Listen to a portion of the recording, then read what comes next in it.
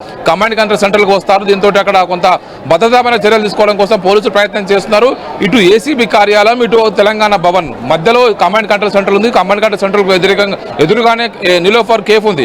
Niloufer cafe ముందు చాలా మంది కార్యకర్తలు, నేతలంతా కూడా అక్కడికి వెళ్ళి ఒకవైపు టీ తాగి అక్కడ వెయిట్ చేస్తున్నారు. దీంతో అక్కడ ఉన్నటువంటి వారిని చెదరగొట్టడం కోసం పోలీసులు ప్రయత్నం చేస్తున్నారు. సీఎం వచ్చే ముందు కనుక లా అండ్ ఆర్డర్ ఇష్యూ వస్తే వాళ్ళంతా కూడా చాలా మంది సీఎంకు వ్యతిరేకంగా నినాదాలు చేస్తున్నారు. కాబట్టి వాళ్ళు సీఎం కాన్వాయ్కి అడ్డుపడితే ఇబ్బంది అవుతుందని చెప్పేసి పోలీసులంతా కూడా ముందు జాగ్రత్తగా పెద్ద ఎత్తున కూడా రోప్ పార్టీలు ఏర్పాటు చేసి వాళ్ళ అక్కడి నుంచి తరలించే ప్రయత్నం చేస్తున్నారు. చాలా మంది అక్కడి నుంచి వెళ్ళకపోవడంతో కూడా వాళ్ళందరినీ కూడా అక్కడి నుంచి బలవంతంగా తీసుకెళ్తున్నారు. ఆ కేఫ్ను కూడా పోలీసులు ముందస్తు జాగ్రత్తగా పూర్తిగా మూసివేయించారు. ఆ కేఫ్ సిబ్బంది కూడా చెప్పి వారిని కన్విన్స్ చేసి దాన్ని కూడా మూసివేయించారు. ముఖ్యమంత్రి మూమెంట్ తర్వాత దాన్ని తెరిచే అవకాశం కనబడుతుంది.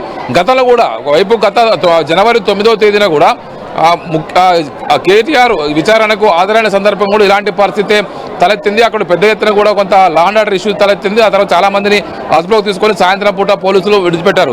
ఈ రోజు కూడా కేటీఆర్ను ఏసీబీ అరెస్ట్ చూపిస్తుందని చెప్పేసి కొంత స్పెక్యులేషన్స్ స్ప్రెడ్ అవుతున్న ప్రస్తుత పరిస్థితుల్లో పోలీసులు గట్టి బందోబస్తు ఏర్పాటు చేస్తున్నారు. బీఆర్ఎస్లు కూడా సన్నద్ధతగా కేటీఆర్ను అరెస్ట్ చేస్తే తెలంగాణ వ్యాప్తంగా అగ్గి పుట్టిస్తామని చెప్పేసి పెద్ద ఎత్తున కూడా తెలంగాణ బగ్గుమంటుందని చెప్పేసి కూడా బీఆర్ఎస్ నేతలు రాష్ట్ర ప్రభుత్వాన్ని హెచ్చరిస్తున్నారు. కావాలని చెప్పేసి కాళేశ్వరం కమిషన్ పేరుతోటి కేసీఆర్ను, ఏసీబీ కేసుల పేరుతోటి కేటీఆర్ను ఒకవైపు వేధిస్తున్నారనేది కూడా బీఆర్ఎస్ నేతలు రాష్ట్ర ప్రభుత్వం పైన, రేవంత్ రెడ్డి పైన ఆరోపణలు చేస్తూ ఉన్నారు.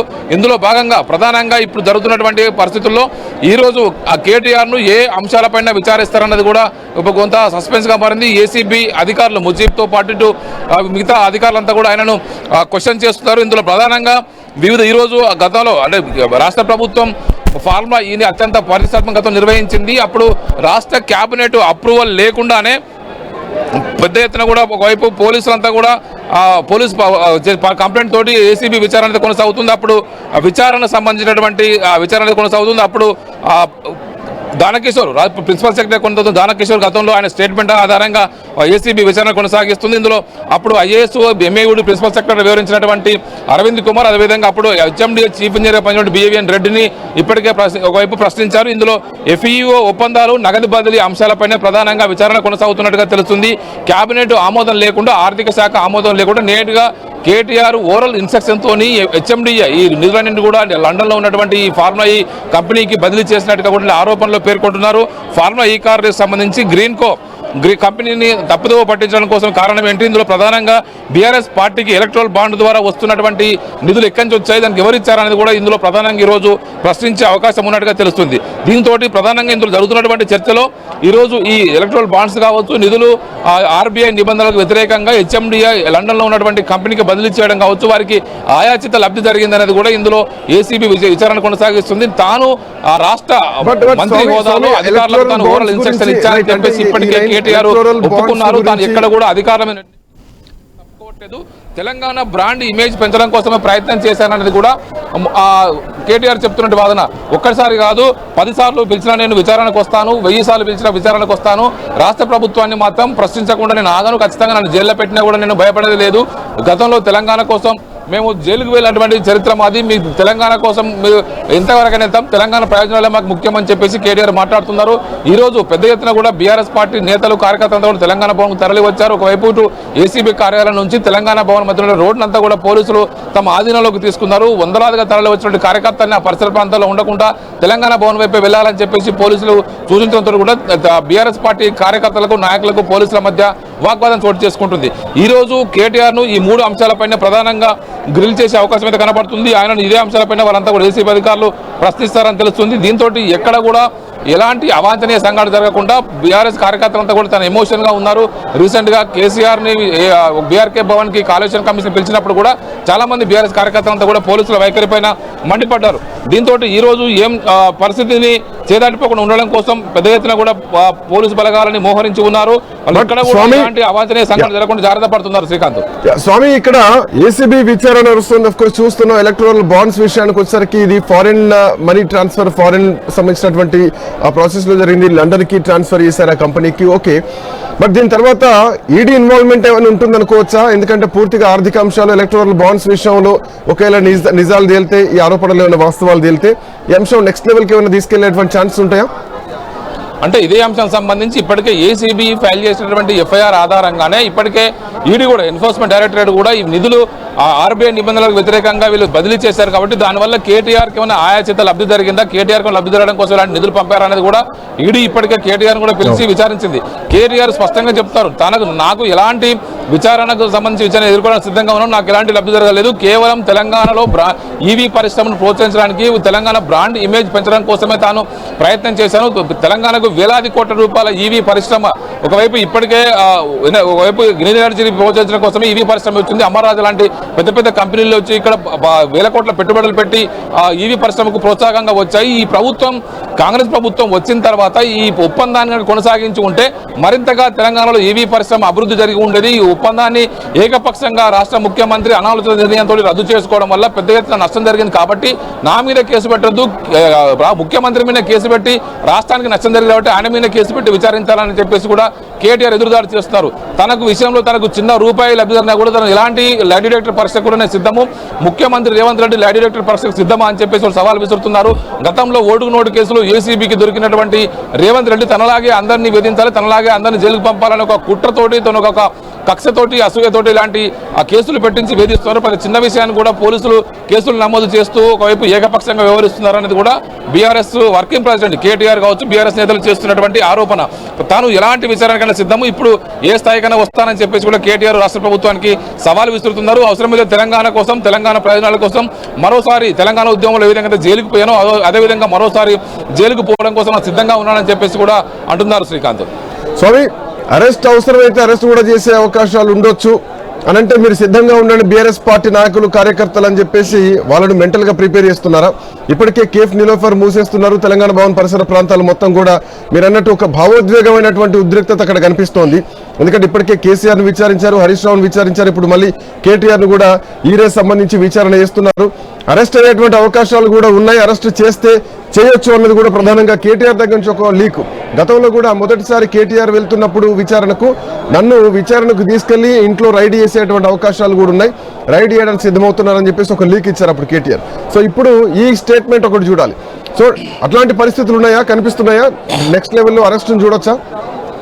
అంటే శ్రీకాంత్, ఇప్పుడున్న పరిస్థితుల్లో రాష్ట్ర ప్రభుత్వం పార్టీ ఇంత క్యాడర్ అంతా కూడా సన్నద్ధతగా ఉన్నప్పుడు, క్యాడర్ అంతా కూడా ఇంత యాక్టివ్గా ఉన్నప్పుడు మరి అరెస్ట్ చేస్తుందా లేదా అనేది కూడా కొంత సస్పెన్స్ ఉంది.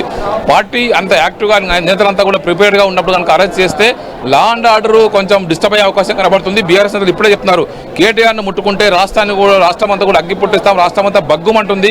తెలంగాణ ఉద్యమకారులు ఉద్యమం అంతా కూడా మళ్ళీ తెలంగాణ కేసీఆర్ వైపు సానుకూలంగా ఉంటారు. కేసీఆర్ కుటుంబాన్ని టార్గెట్ చేసుకొని వేధిస్తున్నారు అనేది కూడా ఇప్పుడు బీఆర్ఎస్ చేస్తున్నటువంటి వాదన.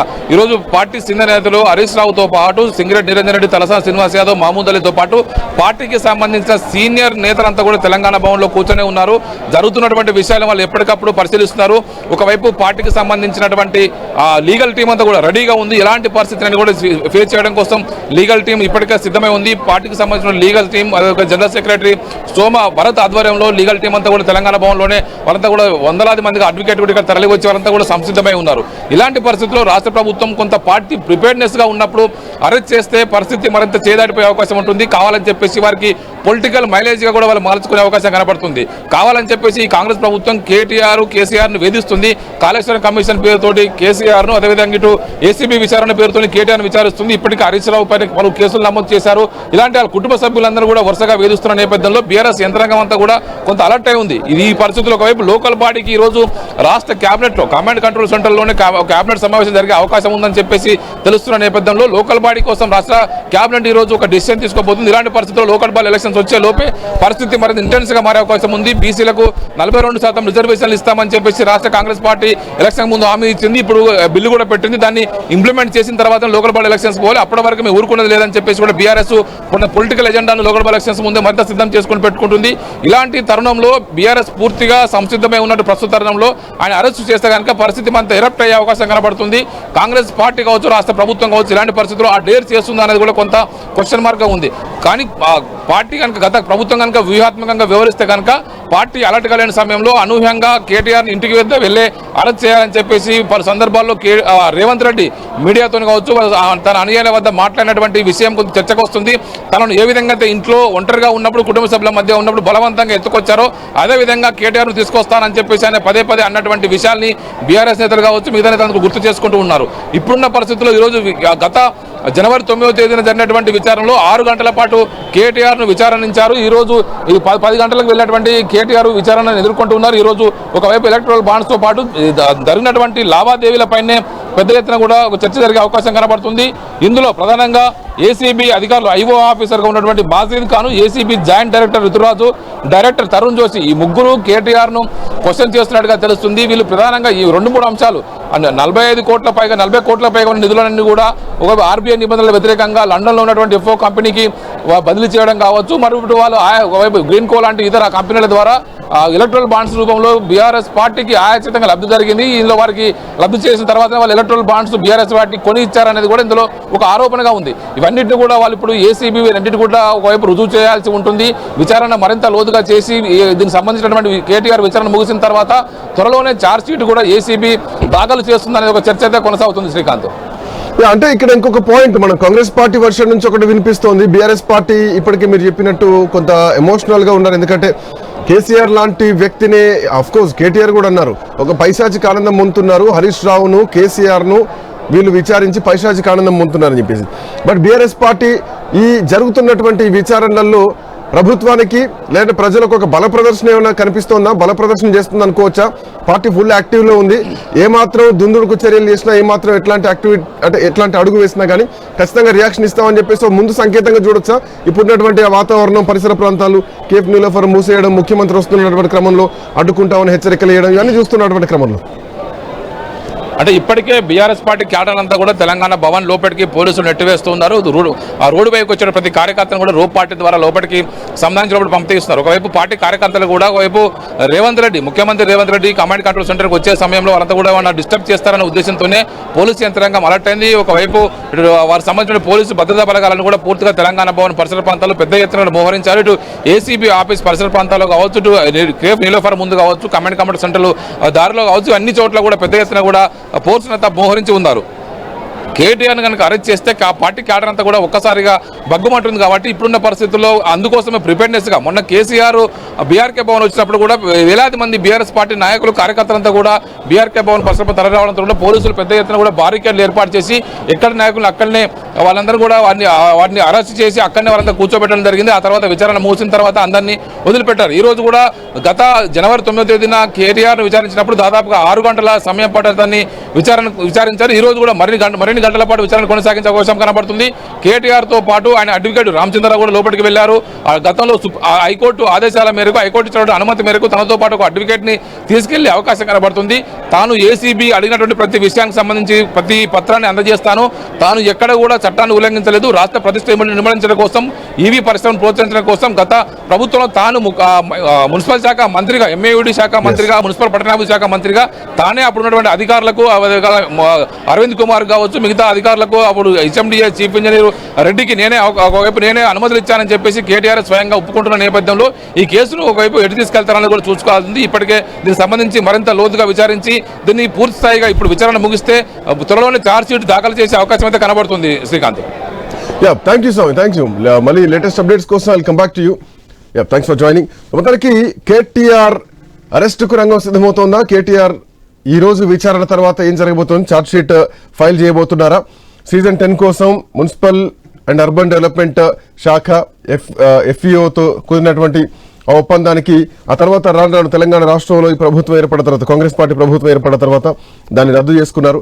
సో తర్వాత నుంచి పరిస్థితులు చూస్తూనే ఉన్నాం. ఫార్ములా ఈ రేస్ ఏదైతే ఉందో, ఫార్ములా 1 వేరు, ఫార్ములా ఈ రేస్ వేరు. సో ఈ రేస్ అనేది ఎలక్ట్రిక్ కార్లకు సంబంధించినటువంటి అంశం. సో ఈ ఎలక్ట్రిక్ కార్లది రేస్ హైదరాబాద్ లో జరిగింది. సో దీంట్లో భాగంగా హెచ్ఎండిఏ నుంచి నిధులను తీసుకురావడం జరిగింది. గ్రీన్ కో కంపెనీ వెనక్కి వెళ్ళిపోతే అక్కడ నుంచి హెచ్ఎండిఏ నిధులను దీంట్లో వాడడం జరిగింది. సో హెచ్ఎండిఏ నిధులు వాడినటువంటి క్రమంలోనే దాదాపు 50 కోట్ల రూపాయల పైచిలకు నిధులను దీంట్లో హెచ్ఎండిఏ నిధులను దీనికి టర్న్ చేశారు. సో డైవర్ట్ చేసినటువంటి క్రమంలో ఆర్బీఐ అనుమతులు లేకుండా ఫారెన్కి ట్రాన్స్ఫర్ చేశారు, లండన్కి ట్రాన్స్ఫర్ చేశారు కంపెనీకి.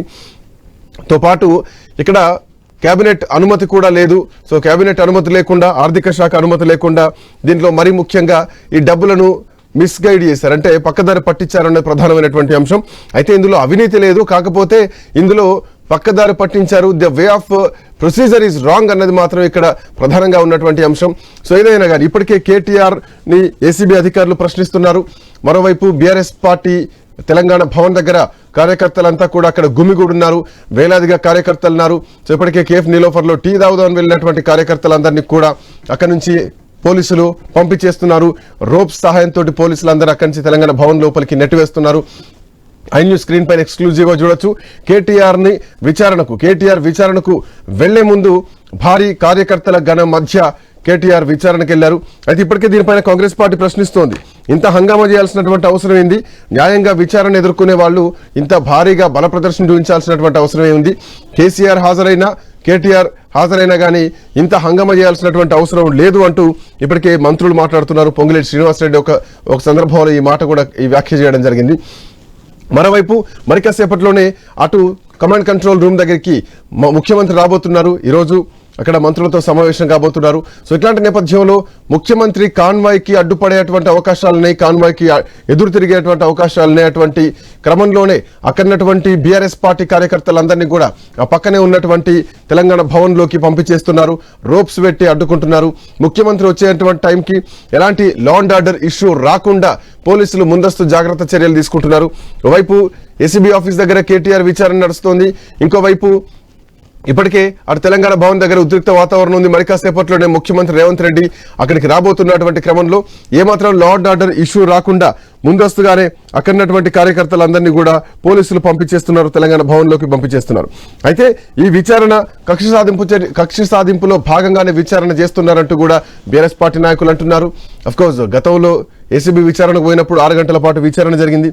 సో ఆ సమయంలో కూడా అదే అన్నారు. సో ఇప్పుడు కాళేశ్వరం ప్రాజెక్టు విషయంలో డబ్బుల అవినీతి ప్లస్ కన్స్ట్రక్షన్ లోపం, నిర్మాణ లోపం ఉంది, దీంట్లో అనుమానాలు ఉన్నాయి, దీంట్లో చాలా వరకు అవినీతి జరిగిందన్నటువంటి ఉద్దేశంతో కేసీఆర్ని ఇప్పటికే చివరిగా కేసీఆర్ను కూడా విచారించారు అందరు అధికారులతో పాటు. దాంట్లో భాగంగా అంతకుముందు ఈటెల రాజేందర్ని, ఆ తర్వాత హరీష్ రావును, ఆ తర్వాత కేసీఆర్ను ఫైనల్గా విచారించారు. ఇక ఇప్పుడు ఏసీబీ విచారణ జరుగుతోంది. ఈ